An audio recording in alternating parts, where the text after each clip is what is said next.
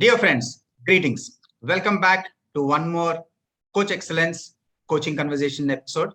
And this time we have a experienced and fabulous coach all the way from Singapore. So let me introduce this coach to you all. And we have none other than Jass Malaney. Hi, Jass. Thanks a lot for joining in today. Hi, Kiran. Thank you for inviting me to be a part of your platform. Great, great. No, in fact, I am honored, our audience is honored to have you on the conversation today. So speaking of Jass a little bit, he's a well-known coach from Singapore, as I already shared. She's an ICF PCC with over 20 years as a professional coach. He was recognized as one of the 101 best global coaches, with none other than alongside Dr. Marshall Goldsmith, and recently, as well as a best leadership coach by the Southeast Asia and best 20 coaches in Singapore. So please listen carefully to this conversation, as we stand to gain a lot from this one for sure. I'm sure about it. And let's proceed. Also, she has been an active advocate for the coaching profession. With that, I request Jass to share a little bit about herself before we begin. Over to you, Jass. Hi, Kiran. Thank you. And greetings to all the viewers. Introducing ourselves because as a coach, I have been in business for last 20 years. And I am a leadership coach. I work with senior leaders and helping them grow and elevate their leadership capabilities. Alongside being a coach, I'm also a trainer. I run assessment centers. And I'm a very, very passionate about coaching over the years because I have chosen to make this my profession. As such, I do a lot of volunteering work along with the community in Singapore. I've been serving the board as the president of the Singapore chapter. Currently, I'm also the Council of Ambassadors for the ICF Foundation. We are advocating coaching for the social sectors. And recently, I am also serving in the capacity of Nominations and Credentials Committee to onboard the incoming board of directors. So, in the journey of being a coach has been quite interesting because I have gone around and taken a number of coach training courses and created a toolbox with myself. So I think that's how I look at myself as a leadership coach with a advocacy for the profession. That's fabulous indeed. I think with that, myself and the audience are now, I think, all ears to what you would be sharing in the next few minutes of this conversation, Jass. Thanks a lot. Dear friends, today's conversation is also important as Jass would be speaking about something that she's passionate about, and that is coaching success. If you are a coach or a wannabe coach, do not miss the later half of this conversation where Jass would go in elaborate detail on what it takes to become a successful coach. So let's continue. The very first one for our audience. What is coaching to you?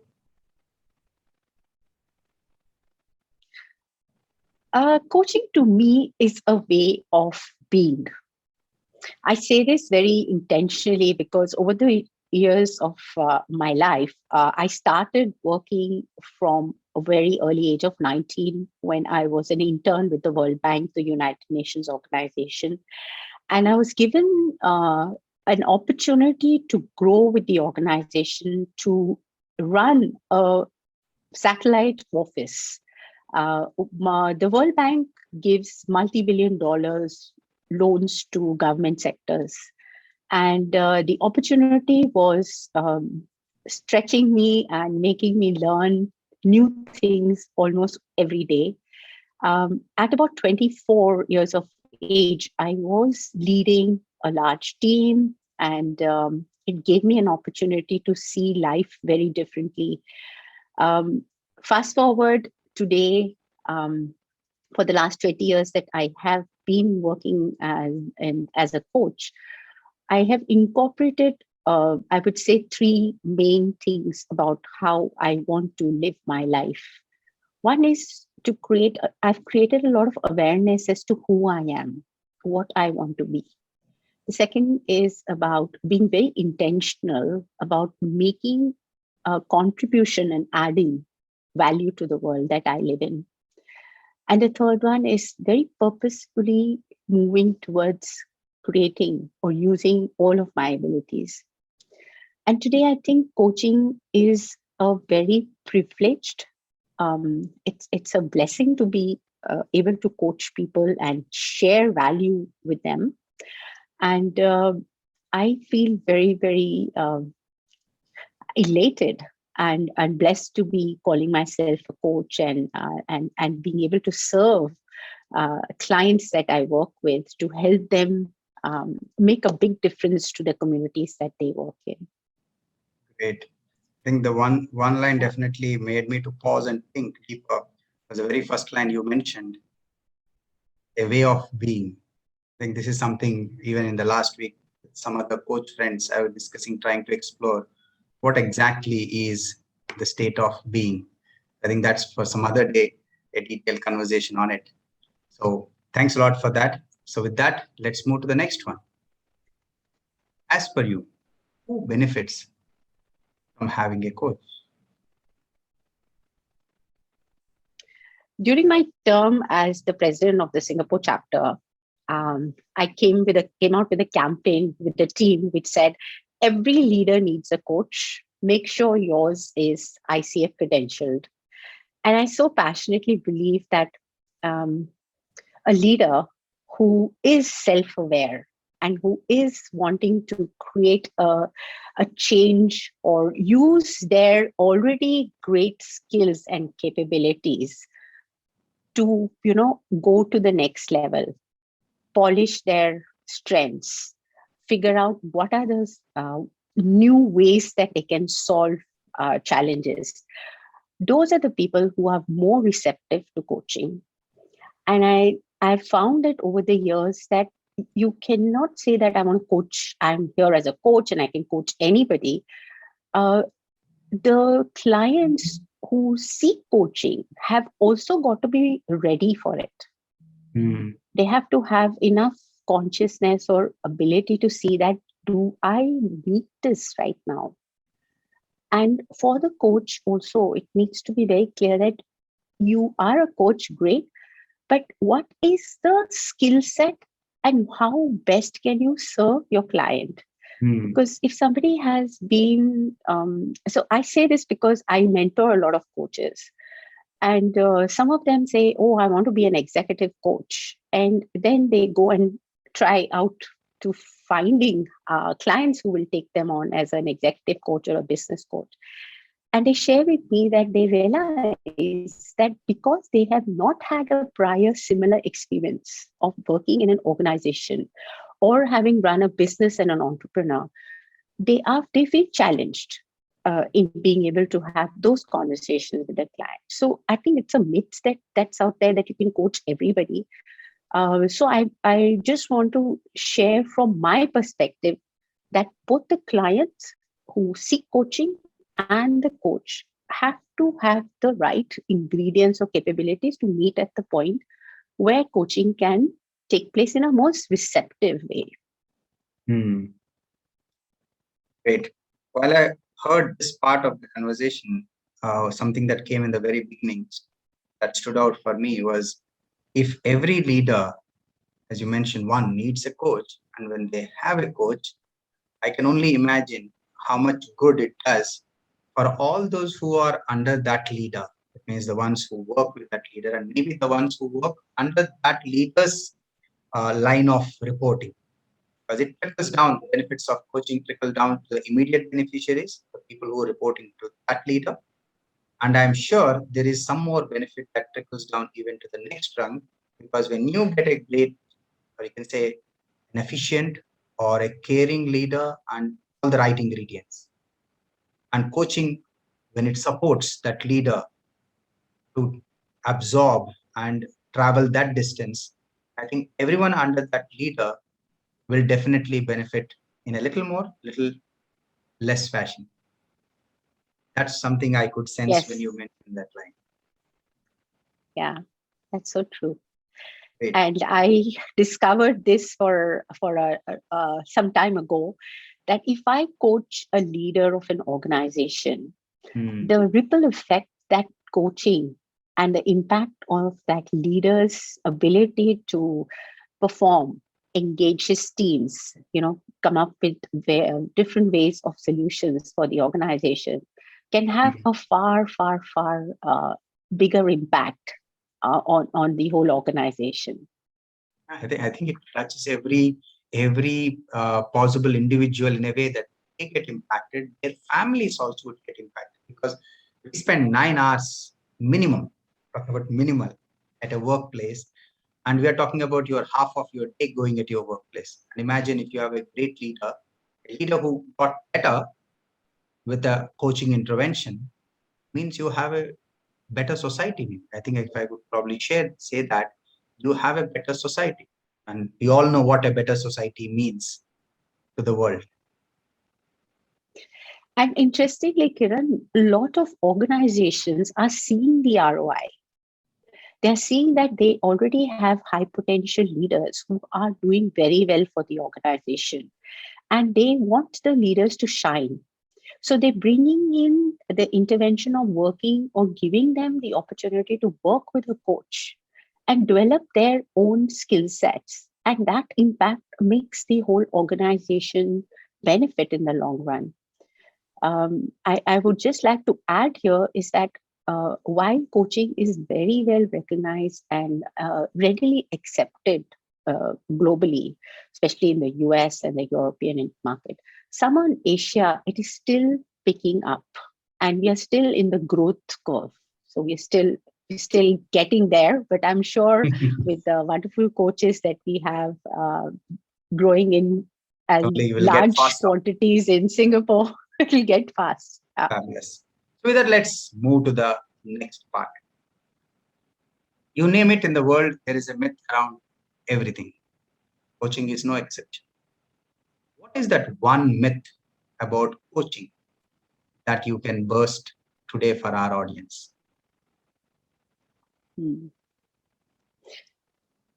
Again, I'm thinking of two things. The first is that somehow coaching is still perceived as a corrective action, or a lady's handbag product, or a bus. So I think there's a lot of education that needs to be taking place in the industry around understanding the word coaching.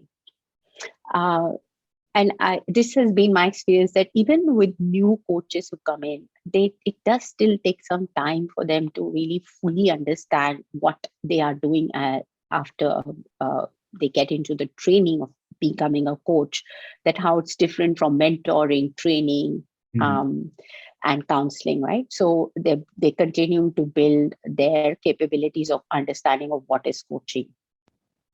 And the second thing that comes with this is that it is expensive, and people will go round and round,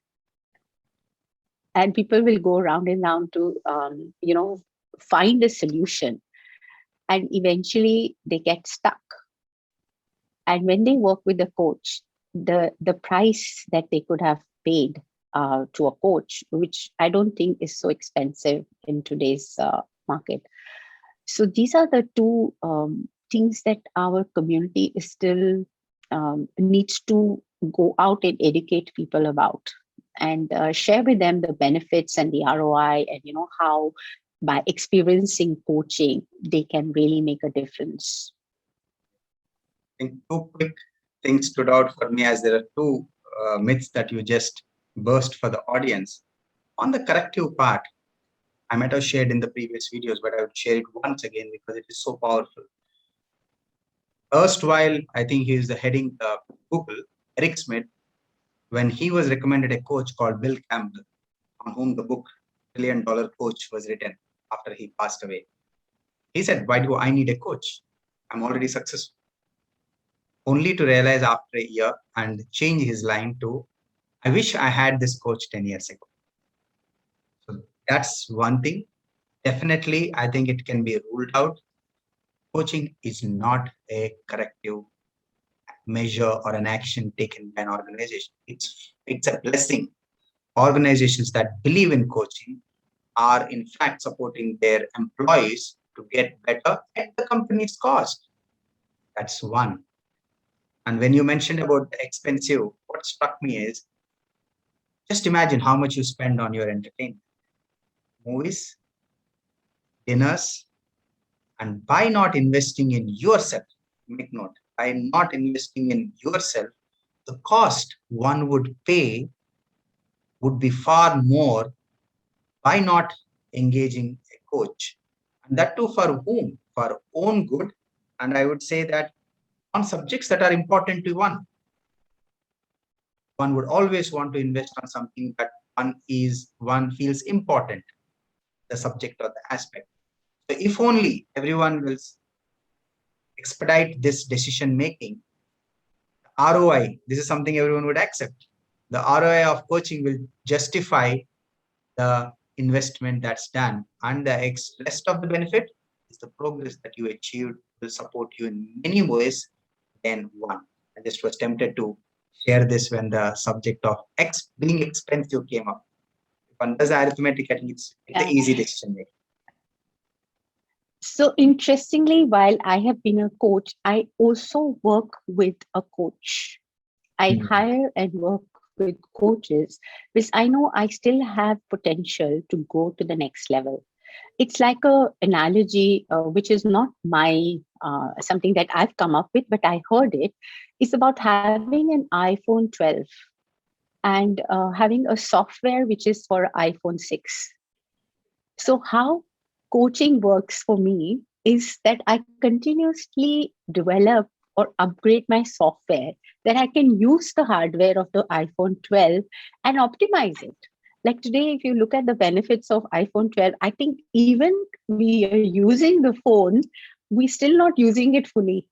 So that's as much as the coaching can bring out for an individual. I think just to add one last line, the potential that a human being has, often she or he does not realize unless they tap into it. And coaching is one of the best spaces to get a sense of what you are made for or what's your potential. I leave it at that point. Yeah. So with that, let's move to the next one. Is there one coaching memory that you can share with our audience while taking care of the confidentiality part? That would be a learning for all of us. Most certainly. I think this is a testimonial that I have taken approval from my client, and it is on my website as a testimonial. And it is very profound for me because I was working, volunteering my time to do pro bono coaching for the nonprofit sector in Singapore. And there was a Singapore disability community had a board of director who was also a very successful senior leader. And his team suggested that as this program is available, that he may want to work with a coach. And he came for the session a little bit like, why do I need a coach kind of, and he literally told me that I've been so successful, I've like Harvard educated and things like that. And I'm curious to know what this is. And I said, okay, let's just sit and have a coffee and have a chat as friends. And so one thing led to the other, and he shared that he was working on a 5-year plan and strategy for the whole organization. And I just asked him questions. That's what we do. Curiosity leads us to ask questions. Mhm. And after the session, he I didn't hear from him for 2 months. So I thought, okay, maybe he's no longer interested. But his PA invited me to visit him at their office, and he met me at the lobby, and he took me to the board room for where the meeting was, and he shared with everyone and told me that because of the questions that I asked, which allowed him to reflect and think as to Mhm. what these strategies were, he was able to realign a few of those things. And he really found great value in somebody challenging his own thoughts, thinking out Mm. of the box, and helping him reflect on what else could be done. And as a result of it, they were celebrating with some snacks and cakes that they had Mm. achieved, a next level of funding and things like that. Now that resonates and sits with me as the most beautiful story, because that really it fuels my joy and passion as a coach. It gives me the ability to go and coach more people, to see that that's the impact that the leader has made to the whole community. Fabulous. So yeah, I share that with a lot of joy. Thank you for letting me say this. I think it's amazing to hear that experience. I could imagine walking to a boardroom and witnessing that celebration and the announcement. While you're sharing this, one of the lines what you mentioned stood out. I think which the audience would as well benefit if they were to reflect upon it, is how often one gets challenged on their own thinking. It rarely happens. Your family will not do that for you. Your friends will not do that for you. Only in a coaching conversation. I'm not sure if anywhere else this can happen. Only in a coaching conversation it can happen, and you think about it. Even if one were to think of a mentoring, most likely it will not happen in its purest form. One thinking on their own thinking being challenged, I think can only happen in a coaching conversation. Yeah. And it is because the coach is able to provide the conducive safety of the session, and in a very non-judgmental way, that the leader feels comfortable enough and they want to go deeper into their thinking. And that by doing that, they are able to come up with even bigger solutions to what their Breakthroughs. challenges are, because they are in, yeah, they are in the situation, so they know they have all the answers, but they need that support to go past all of the drama that goes on in day-to-day Mhm. life, which we call being busy. That they really get to sit down and think through what are the priorities, what needs to be done, what could be dropped. And another thing that works very well, Kiran, is that there are two people who are working on the same thing. One is the leader and one is the coach. Leader So there consciously is a thriving from the front, whereas the coach being beside, next to the person, witnessing it, demonstrating a lot of curiosity, presence, and the so-called powerful questioning. And I think doors and windows start opening for betterment. yeah. Great. That was a wonderful one. Thanks a lot. A little overrun on the time, but I think it was worth it. Every second that was invested more on this part. So with that, let's move to something that you mentioned, which you are passionate about, which is about seeing successful coaches. So as I think the audience and myself will benefit a lot by spending little time on this subject that you are passionate about. So if you were to begin with, what makes one a successful coach? Now, this is closing in on to the coaches. Over to you. Hmm. It's a very subjective question. Success of one can be defined in various ways. Um, for me, as a coach who has been building my capabilities, I would say that A successful coach would be one who knows, who's really professional about conducting the business, right? So what I have observed is there are coaches who are coming into the industry as professional coaches who are on the track with getting credentialed, or working on their skill sets and working with a mentor. And there's another set of wannabe coaches also that I see, who are hoping that, okay, if I have a client, great. If I have other things to do and I'm doing this because of my passion and things like that. But as I said, given that coaching is also a business, so if we really look at it from a perspective that a financially rich a business has to make financial sense, right? So the idea of success that I carry is that I know where is my next client coming from. I am working on sharpening my skill sets. I am on the credentialing path. I'm working towards my MCC. And I also look at my, improving my skill sets and work with a mentor and a supervisor, because these are big investments.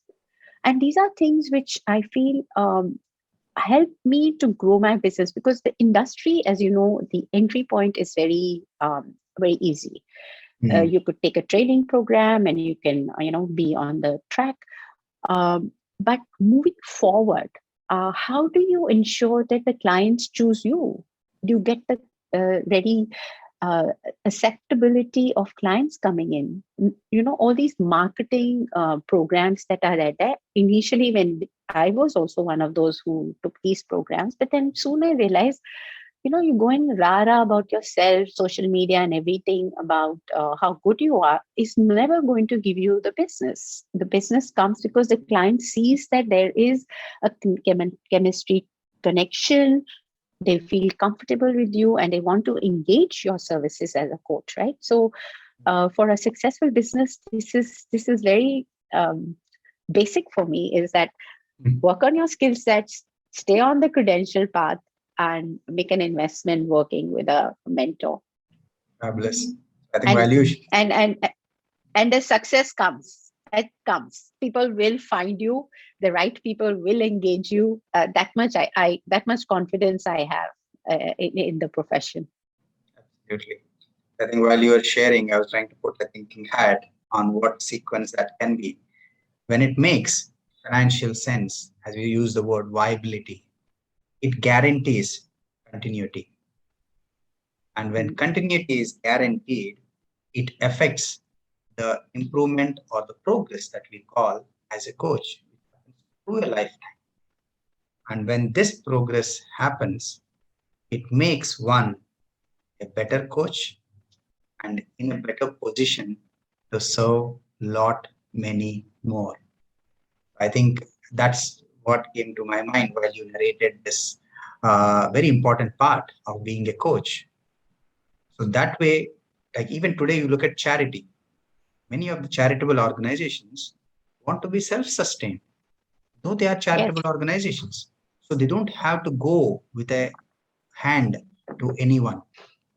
Same is with a coach. A coach just wants to focus on getting better as a coach, which can only happen with every next conversation.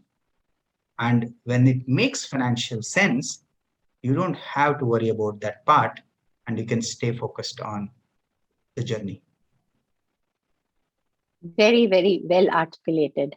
So with that, I will trouble you with little more on this front, which is now that one knows what being a successful coach is, would you like to elaborate on what can a coach do to become this successful coach? And are there any mantras, you can say 5 things to do or few things that they can do to make sure their journey moves towards becoming a successful coach? I have a gift for your coaches.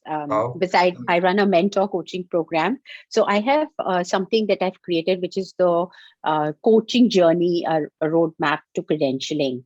And I can provide you a link, and in that you will see a few pointers. And these are the best practices that I have followed, and I have also shared with other coaches, and they have found success with it.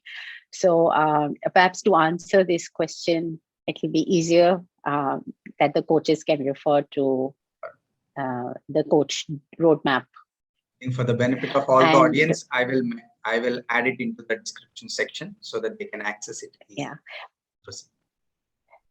And from time to time, there are communities of practice, or there are other webinars or platforms like yourself where conversations take place. And it has been my personal practice that I will make time for learning something new. So while we had the pandemic situation, I went and enrolled myself in a post-graduation in learning innovation, digital transformation for organizations. And it had nothing to do with adding value to me learning about coaching, but it expanded my ability to see things as to where the organizations are going. What are the conversations that leaders need to have? So from time to time, I go and push myself to learn something new, and or read a book which is really a subject that we need to add to our toolbox. So these are ongoing things that coaches can do to be successful over a period of time. And it is not something that can be done in like one shot as a mantra, as you said, but this is an ongoing process. I think while you're sharing about learning new things, it just reminded me of, I think coaches are no strangers to the importance of moving out of comfort zone. So in learning new things, I think one forces or encourages oneself to move out of the comfort zone, witness something new, learn something new, and allow that to support their own journey and help, or you can say support others in helping themselves on their journeys. So great. Thanks a lot for that insights. And now that we come towards the end of this conversation, however, we have one more small thing on which you would have to share some thoughts. Or this is specifically for the wannabe coaches. What would that one advice that you would like to give to those who are exploring this as a space that they would want to come in, the so-called wannabe coaches? Okay. I think the best thing is to really learn as much about the profession and work with a coach. So I got introduced to coaching while I was a management consultant and working on projects, and I found the difference that that conversation made to me. And so I think the wannabe coaches can really talk to other coaches, attend some webinars on coaching, and understand what it is. And I also say this because when I do have coaches who come into the mentoring program with me, some of them feel that we love coaching so much, so we will be coaching all the time. But really, the fact of the matter is, the 30 to 40% of your time actually is taken into coaching. The rest of it is, even for me who's been in the business for a long time, it is still about business development, invoicing, admin work, getting other learning. It's not that you're going to start working at 9 a.m. till 6 and you'll be coaching people, which physically also is not conducive. So getting into a profession with your eyes open to really understand, what am I getting into? Is this what I want to do for the rest of my life? Or this period of time that I want to get in. So it's taking ownership of really figuring it out before you get into starting off as a coach would really save them a lot of problem, because I recently coached somebody who has been trying to get set up a coaching business, and the individual realized that he's just not cut for doing sales, and it is such a stretch. So decided not to go into coaching, but get back into his own line of profession. Okay, you gave an example as well that would benefit the audience. But one thing while you were sharing, I could grab was what it is to know is very important. That is important with everything that we do. However, unlike any other trade, I think all coaches would agree, considering becoming a coach, knowing what you are getting into is even more important, because coach is one individual inside, outside, 24/7. Unlike other trades and professions where you can wear the suit or the coat of that profession 9 to 6, you can flip it out and then go out and be yourself after. Whereas in coaching, you are that same person when coaching and when not coaching. I think it makes it even more important to know, are you cut out? You use that same analogy for being a coach. Adequate homework, I think, will save a lot of energy, effort, time, and money as well. Thanks a lot for that advice for the wannabe coaches. So with that, we kind of come to the end of the conversation. But before we go, for those audience and those who would watch this conversation in the future, who would like to get in touch with you, what's the easiest way to reach Jass? I'm on LinkedIn as Jass Malaney. My website is acquirecoaching.com. So I think those will be two ways, and then we'll provide you the link. Members can connect with me from there as well. I'll go ahead and add this detail as well in the description section, so that the audience who are interested to get in touch with you can find it easy to reach you. So with that, we come to the end of the conversation, and now the audience also knows how to reach Jass. But before we wind up, if you have any comments or feedback, please feel free to share it. Drop a line in the comment section. Myself or Jass will definitely get back to you, and that's a promise. And if you have found this conversation supporting you in some way or the other, please go ahead and hit the like, because that's how we get to know that you enjoyed this conversation. Also, do share the link with as many friends and colleagues and those who could benefit from this conversation. And do not forget, go ahead and hit the subscribe button so that you get intimated whenever the next conversation gets uploaded onto the channel. Yes, you are sharing something. Kiran, can I give you my appreciation? No, it's part and parcel. It's my duty, responsibility.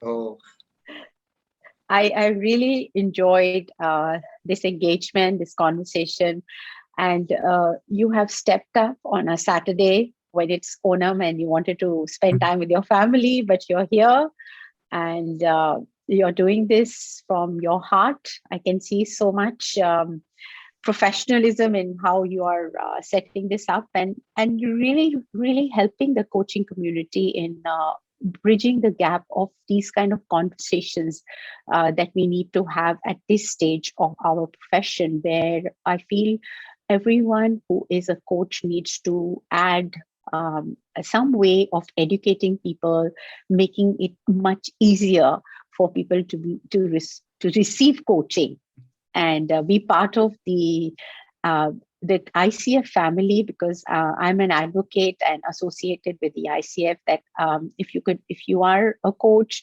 join and work with the community so that together we can really make the difference.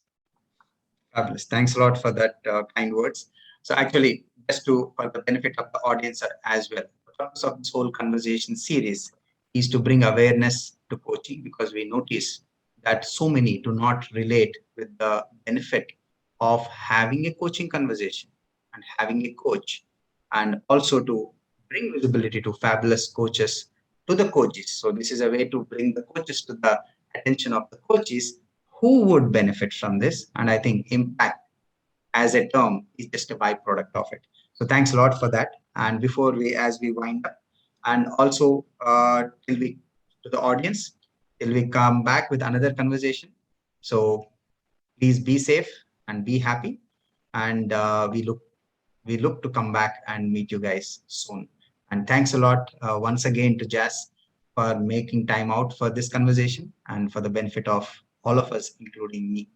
Thank you very much, Jass. Thank you, Kiran. My pleasure.